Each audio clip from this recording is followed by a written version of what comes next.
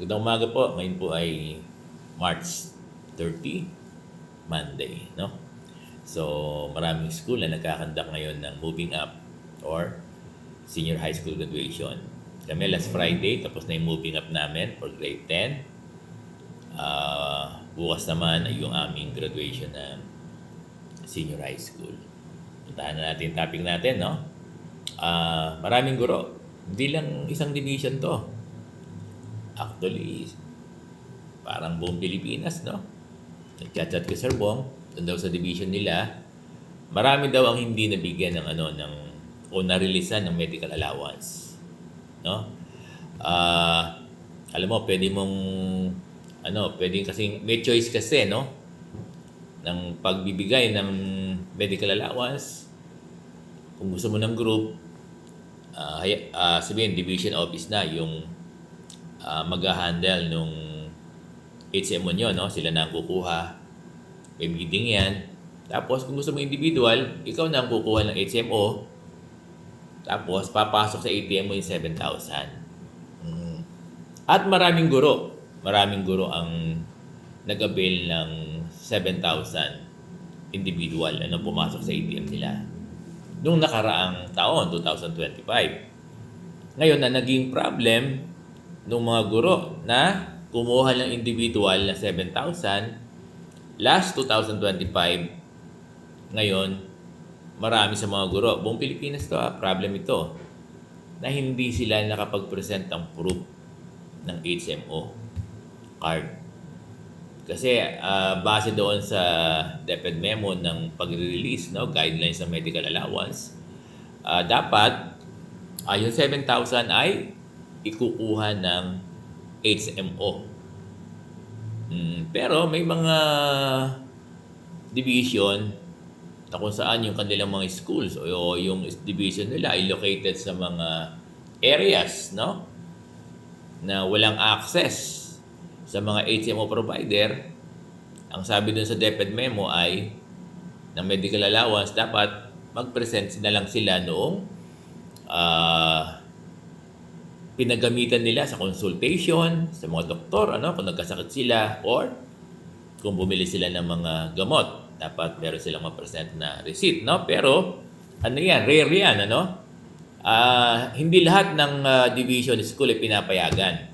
Pinapayagan lang yan doon sa mga area na walang access para sa mga HMO provider. Pero, kung clear naman, kung yung division nyo ay talagang may full access sa mga HMO provider, hindi kayo papayagan doon sa ganung setup. Dapat talagang mandatory, required tayo katulad sa NCR na kumuha ng HMO card. At ito yung naging problema ng mga guro natin. Hindi sila nakapag-present ng proof ng kanilang HMO, na kumuha sila ng HMO, nor wala din yata silang mga pinagkamitan, mga resibo. Kaya yung division nila ay hindi sila binigyan hindi sila nirelisan ng 7,000 for 2026. Tama ba yung division nila? Tama. Kasi dapat mag-present ka muna ng proof na nagamit mo yung 7,000 na medical allowance. Dapat makapag-provide ka ng Xerox copy, no? O yung ibang division yata, tinatanggap na rin yung insurance policy or whatever. Pero yung mga guro na hindi na-releasan, nagchat-chat sila kasi marami daw silang hindi nakatanggap ng 7,000 na medical allowance. Kasi nga, hindi kayo nakapag-present ng proof. Sorry to say na ganyan yung implementation kasi ng guidelines sa medical allowance. Talaga hindi kayo bibigyan. Kasi pag binigyan ka, nireleasan kayo, ang ibig sabihin niyan, hindi nag-comply yung division office nyo sa sinasabi ng guidelines sa medical allowance na ang bibigyan lang uli ng medical allowance taon-taon ay yun lamang nakaka-comply, nakakapag-present ng proof ng HMO. So, yun lang, dear teachers. Sayang. lagi natin binablog, di ba? At maraming nag-a-attest na mas mababa sa 7,000 yung kinuha. Meron pang kumuha ng 1,000 na HMO, di ba? HMO insurance. Yung iba, online. Meron pa ako naririnig na 225. Kaya lang, sabi naman kasi ng malawag naman yung DepEd guidelines tungkol sa medical allowance na kahit ang kinuha mo ay mas mababa sa 7,000, no problem. Tapos, yung sobra ay hindi mo na i-liquidate. Kaya kung kumuha ka ng 1,000 na halaga ng insurance, kasi ikaw naman din ang magdadala niyan. Di ba? Kaya lang, sinasabi din natin sa mga guro natin, open naman tayo na ano kaya ang package ng 1,000. Kasi kami, si Sir Bong, like ko sinasabi, ang kinuha namin ay Kaiser, okay naman. Ano naman yan, open naman yan. Talagang official record naman yan. At maganda at maraming mga guru na mga kasama namin sa group ang sinasabi, nagagamit nila. Kaya lang 7,000 yun. At ang package nun ay 75,000 kada sakit. Kaya lang, yan ang gusto nyo, 1,000, 200, it's up to you. Kayo naman din ang sabihin, kayo naman din ang gagamit niyan. Kung ang package ay minimal lang, nasa inyo na yan. Kaya lang, ang pinopoint natin dito, dear teachers, dahil hindi kayo nakapag-liquidate, hindi kayo nakapag-present ng proof, hindi talaga kayo bibigyan ng division office, hindi kayo releasean ng inyong division office, nor ng inyong school, kung kayo ay implementing, ang medical allowance pala, binibigay ito ng division office. Division office ang may hawak nito, no? So, kahit kami implementing unit, division office ang PAN. So, ganun talaga, dear teachers. Hindi talaga kayo marilisan. Kung ako sa inyo, hindi pa naman late. Isang buong taon naman ang bigayan ng no? Although, dapat makapag-comply yung division office, hindi ba sinasabi ni Sir Bong, na dapat mai-release ito till March, till bukas. Kasi fiscal year yung pagbibigay Di ba?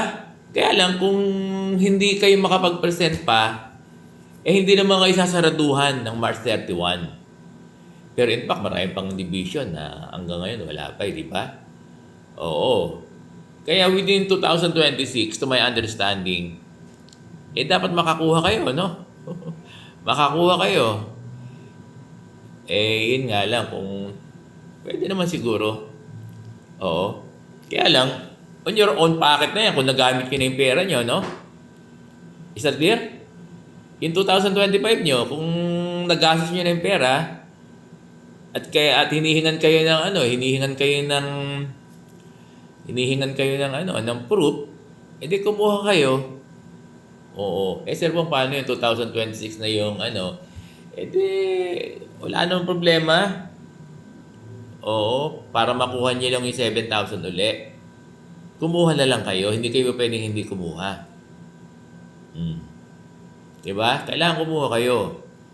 Paano, Sir Bong, yung kinuha namin 2026 na? Wala namang problema. Mauunawaan niyan division office. Meron kang kumuha ng 1,000, meron kumuha ng 225. Dapat yung division office, kahit magkano yung kinuha na medical allowance ng mga guro, dapat ibigay pa rin yung 7,000. Kasi napakalinaw naman sa DepEd memo ng medical allowance na kahit magkano, mas mababa sa 7,000 ay po pwede. Di ba? Ano ibig sabihin nun? Hindi naman ibig sabihin na 6,000 lang. 5,000, yes. 4, 3, 2, 1. Pag gumawa ng 200, yes, kasama yan dun sa pagkakaunawa natin na mas mababa sa 7,000. Kaya dapat maiintindihan na yan ng inyong division office. So, maliwanag ba yung may natutunan ba kayo dito sa topic natin tungkol sa medical allowance sa mga gurong hindi nabigyan ng palibagong 7,000 sa 2026 kasi hindi sila nakapag-present ng proof or hindi kayo nakapag-liquidate nung 2025 nyo na 7,000 na medical allowance.